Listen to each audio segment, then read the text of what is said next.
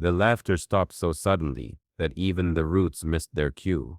Jimmy Fallon, mid-chuckle, froze as he stared at the playing card in Jesse Eisenberg's trembling hand. What had started as a light-hearted magic segment on The Tonight Show had just become something else entirely, something that would change both men forever. It was supposed to be simple. Jesse Eisenberg, promoting his latest indie film, had mentioned during pre-show chat that he'd been learning card tricks to calm his nerves. Jimmy, always eager to turn any guest quirk into comedy gold, suggested they try one on air. What could go wrong, he joked to his producers. Everything, as it turned out. The Tonight Show studio buzzed with its usual Tuesday night energy. The familiar blue and gold set gleamed under the hot lights, the NBC Peacock logo casting its warm glow over Studio 6B. The audience of 240 people had already laughed through Jimmy's monologue, cheered for the Roots' musical intro, and settled into that perfect late-night rhythm that made magic happen 5 nights a week. Jesse sat in the guest chair, nervous energy radiating from his slight frame. He wore a navy blazer over a white t-shirt, his curly hair slightly disheveled in that effortless way that suggested he'd run his hands through it backstage. Jimmy, resplendent in his perfectly tailored charcoal suit, leaned forward with that genuine curiosity that made him America's favorite late-night host. "So Jesse," Jimmy began, his smile infectious as always, "I heard you've been working on some magic tricks?"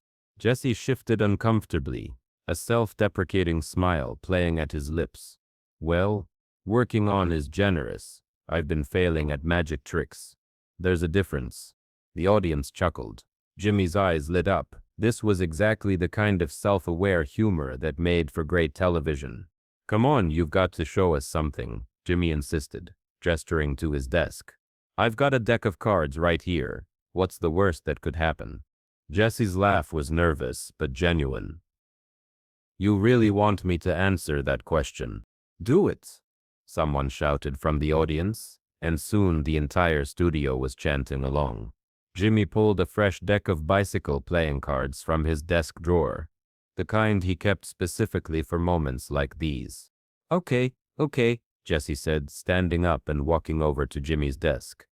"But when this goes horribly wrong, remember, you asked for it." The audience was eating it up. This was classic Tonight Show, spontaneous, fun, slightly chaotic.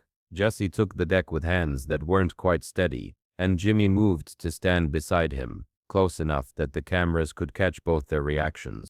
"So what's the trick?" Jimmy asked, bouncing slightly on his toes with anticipation. Jesse's voice took on the tone of someone who'd watched too many YouTube magic tutorials. "Okay, so I'm going to read your mind. Sort of. You're going to think of a card, and I'm going to find it. Probably. Maybe. Confidence is key in magic, Jesse," Jimmy teased, earning another laugh from the crowd. Jesse started shuffling the cards, his technique clearly amateur, but earnest. Cards bent slightly under his inexperienced fingers, and a few nearly flew out of the deck entirely. "Think of any card," he said, focusing intently on the shuffle. "Just pick one and hold it in your mind." Jimmy closed his eyes dramatically, playing up the moment for the cameras. "Okay, I've got one. Is it the 7 of Hearts?" Jimmy opened his eyes and grinned. "Nope." Okay, Jesse muttered, shuffling again. "Let me try a different approach." He spread the cards face down across Jimmy's desk in a messy arc. "Pick a card, any card. Actually touch one, but don't look at it yet." Jimmy pointed to a card near the middle of the spread. Jesse's face scrunched in concentration as he gathered up the other cards. "Now, flip it over." Jimmy turned the card. "Queen of Spades." "Is it the 3 of Clubs?" Jesse asked, hopefully. "No," Jimmy laughed, holding up the queen. "Not even close." The audience was loving Jesse's complete failure, and Jesse himself was getting into the spirit of it, hamming up his disappointment. "Okay, one more time. 3rd time's the charm, right?" He shuffled the deck again, this time with slightly more confidence. "I'm going to try something different. Instead of guessing your card, I'm going to I'm going to tell you a story with the cards. Jimmy raised an eyebrow. A story? Yeah, just bear with me here. Jesse's voice had changed slightly, becoming more serious. Sometimes the cards, they show us things we need to see. He laid 5 cards face down in a row across Jimmy's desk. The studio had grown quieter, sensing a shift in energy they couldn't quite name. These 5 cards, Jesse said, his earlier nervousness replaced by something that looked almost like focus. They're going to tell us about someone important to you, someone who meant everything. Jimmy's smile faltered slightly. Jesse, what are you? Just trust me, Jesse said softly. Turn over the first card. Jimmy flipped it. Ace of Hearts. New beginnings, Jesse said quietly. Someone who came into your life when you needed them most. Someone who saw who you really were, even when you couldn't see it yourself. The audience was completely silent now. Even the Roots had stopped their usual between-segment noodling. Something was happening that felt bigger than a card trick. The second card, Jesse prompted. Jimmy hesitated for just a moment before flipping it. King of Spades. A protector, Jesse continued, his voice gaining strength. Someone who stood between you and the world, when the world felt too big. Someone who made you feel safe enough to be funny, to be vulnerable, to be... Jimmy's hand was trembling slightly as he reached for the third card. 8 of Diamonds. Hard work, Jesse said, and now his voice was barely above a whisper, but the studio was so quiet that every word carried perfectly. Someone who taught you that laughter was work, that bringing joy to others was the most important job in the world. Someone who stayed up late with you, practicing, believing. Jimmy's breathing had changed. The cameras caught the exact moment his professional smile disappeared entirely. Jesse, he said, his voice thick. How are you? The fourth card, Jesse said gently. Jimmy's hand shook as he turned it over. 9 of Hearts. Unconditional love, Jesse said, and now there were tears in his eyes too, though he couldn't have explained why. Someone who loved you not because you were funny, not because you were talented, not because you were successful. Someone who loved you because you were theirs. The studio was frozen. 240 people held their breath as Jimmy stared at the cards laid out before him. And the last card, Jesse whispered. Jimmy's hand moved in slow motion toward the final card. When he flipped it over, his sharp intake of breath was audible throughout the studio. Jack of Hearts. And someone, Jesse said, his own voice breaking now, someone who had to leave too soon. Someone who didn't get to see how far you'd go, how many people you'd make happy, how much love you'd bring into the world. Jimmy's composure shattered completely. The card fell from his fingers as his hands came up to cover his face. His shoulders shook with sobs that seemed to come from somewhere deeper than grief, somewhere that held years of success built on a foundation of loss. Jesse stood perfectly still, staring at the cards he'd somehow laid out, as confused as anyone about what had just happened. This wasn't the trick he'd planned. This wasn't anything he'd planned. My dad, Jimmy whispered through his hands. My dad died 3 years ago, and he never got to see the show really take off. He never got to see me host The Tonight Show.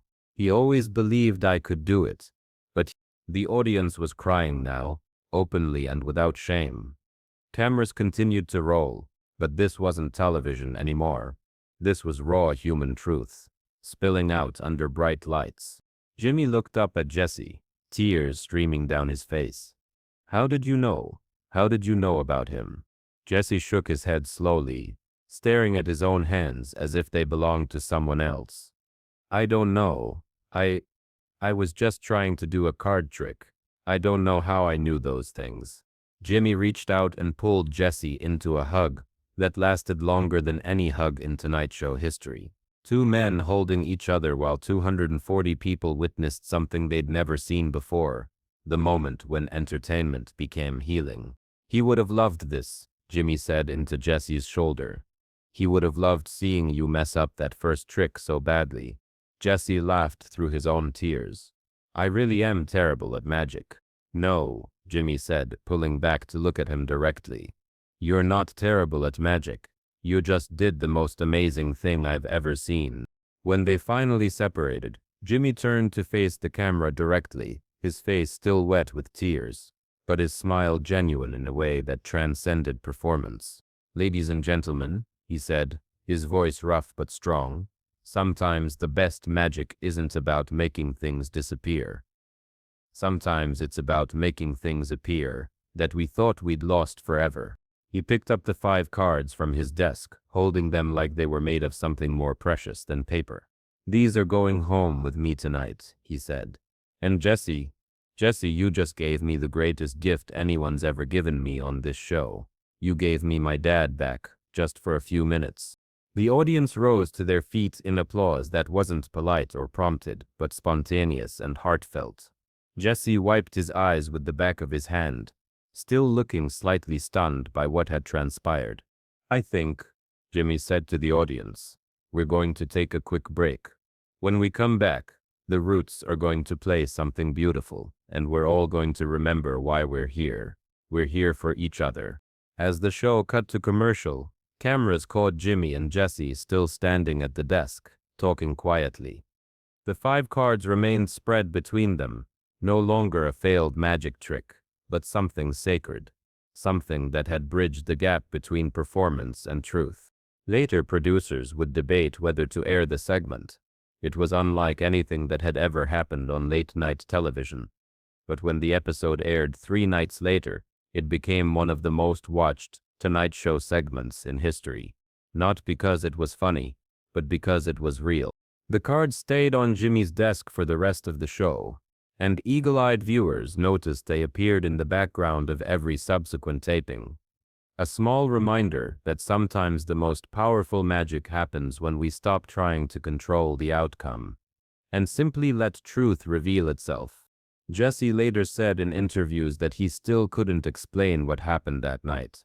I went in to promote a movie and accidentally performed a miracle, he would joke. But those who were there, who witnessed the moment when a failed card trick became perfect healing, knew they'd seen something that couldn't be explained, only felt. And Jimmy kept those 5 cards in a frame in his dressing room, where they reminded him every night before he walked onto that stage that the best performances aren't performances at all. They're moments when we stop pretending and start connecting, when laughter gives way to love, and when even the worst magic tricks can reveal the most beautiful truths. But the story didn't end there. In the weeks that followed, something extraordinary began to happen. Viewers started sharing their own stories about lost loved ones, about moments when they felt connected to someone they'd lost. The Tonight Show's social media was flooded with photos of playing cards, each one representing someone's father, mother, sibling, or friend who had passed away. Jimmy began reading some of these messages on air.